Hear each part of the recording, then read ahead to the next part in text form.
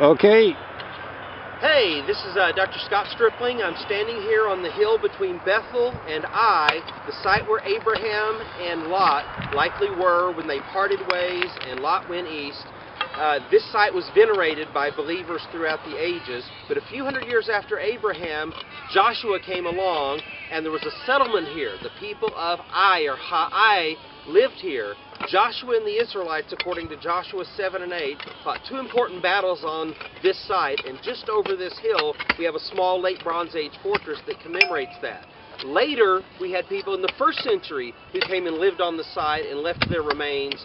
And then a few hundred years later, we had Byzantine Christians who came and built a large church and monastery here. I'm standing in the entryway of the monastery. We've already excavated the apse in the front of the church and some of the central aisles. Now we're excavating the entryway of the church and monastery.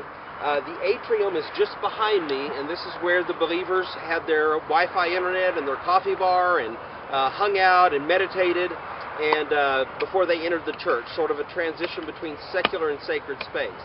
So we've got a great team. We're working ahead of schedule, and we're thinking about you guys back home, and we hope you're keeping us in your thoughts and prayers as well.